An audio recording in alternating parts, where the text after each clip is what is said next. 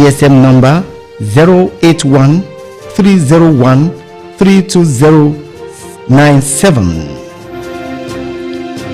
The January edition of the Environmental Sanitation in Ekiti recorded an appreciable level of compliance by residents of Ado-Ekiti. The Commissioner for Environment and Natural Resources, Mrs. Tosin Alukwaji-Shafe, gave the information after monitoring the exercise in the state capital. Mrs. Alukwaji-Shafe, accompanied by her male counterpart in the Ministry of Information, Chief Taiwo Olatubosun, and other environmental officers, commended those who participated in the sanitation for their efforts aimed at making the state clean. Chief Olatubosun hailed Ado-Ekiti residents for complying with the environmental laws.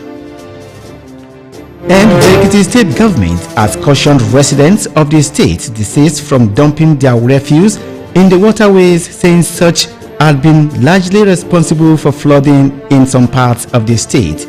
The Deputy Governor, Okinlo Amonisade Afuye, gave the warning at Ikere-Ekiti while monitoring this month's environmental sanitation.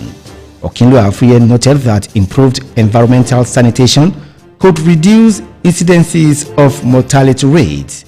Areas visited included Oduoja, Okiosun, Ajolagun, Atiba, Eleyo, Kajola, and others. The chairman of the Nigerian Labour Congress in Ekiti State, Mr. Kolapo Olatunde, has assured workers in the state that Governor Biodun Evanji will settle the outstanding salaries arrears and other emoluments this year. Olatunde gave the assurance at a forum in Ado. He said that the workers will be happy this year as labour leaders are set to negotiate for minimum wage that will put smiles on their faces, urging them not to lose hope. He called on workers to be more dedicated to duty while praying for a successful year for them. Nigerians have been called upon to stop celebrating mediocrity, but rather celebrate people of moral values for the country to move forward. This was the opinion of the Ekiti State Chairman of the Academic Staff Union of Secondary Schools, Mr. Shola Adigun, while featuring on the EKTV News and Current Affairs program, Ejiri. He noted that celebration of mediocrities owing to their wealthy status was having negative effect on the youth who were desirous of role model. Adigun urged parents to train their children in a proper way that will benefit the society.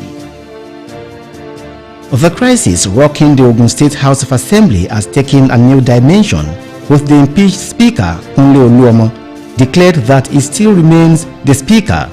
Oluomo, who broke his silence on the impeachment saga, noted that the action of the 18 lawmakers was unconstitutional. The embattled Speaker said that he had approached the court for adjudication on the matter. This is the broadcasting service of Ekiti State. For news, information, or comments, send to bscsnewsroom@gmail.com. The police command in Ogun State says it is on the trail of kidnappers of the chairman of the Lagos State PDP, Philip Auji, who was abducted on Lagos-Ibadan Expressway. The Commissioner of Police in the state, Abiodun Alamutu, in an interview assured residents that the force will soon arrest the abductors of the party chieftain. He said that the police engaged the government, which forced the kidnappers to release 9 of the abducted. In the meantime, the Abia State Police Command has confirmed the kidnap of the Deputy Vice Chancellor of the Abia State University, Professor Godwin Emozile, who while purchasing fuel at a filling station. The command PRO told newsmen that Professor Emezue, who was in company of his wife in the vehicle, dragged the Deputy Vice Chancellor into a car and drove him away.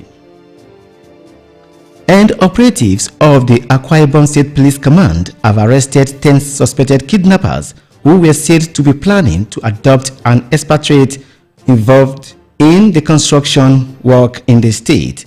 The suspects were arrested when the operatives stormed their hideout after a tip-off.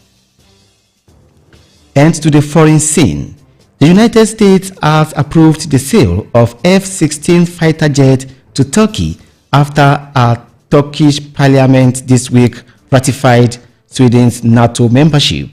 The U.S. Department of State notified Congress of the $23 billion agreement to sell the warplanes to NATO ally Turkey.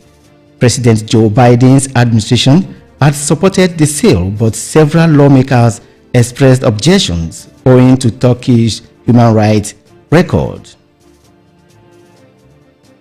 And to sport, the round of 16 of the ongoing African Nations Cup in Côte d'Ivoire will begin today, with Angola taking on Namibia by 6 this evening. At 9 also today, the Super Eagles of Nigeria will face the Indomitable Lions of Cameroon. Tomorrow, Equatorial Guinea will meet Guinea, while Egypt will confront Democratic Republic of Congo. To end the news at 3, here again are the main points. We told you that the Ekiti state government has cautioned residents against unhygienic practices. You also heard that the crisis rocking the Ogun State House of Assembly has taken a new dimension, with the impeached Speaker Olakunle Oluomo declared that he still remains the Speaker. It was in the bulletin that government have kidnapped the Deputy Vice Chancellor of the Abia State University. Finally, on the foreign scene, the US has approved the sale of its fighter jets. Follow the traffic laws, don't drive and drink. That's the news at 3, as put together by the production team and edited by Abiodun Omondara. I am Olayinka Ilori. Thanks for listening. Good afternoon.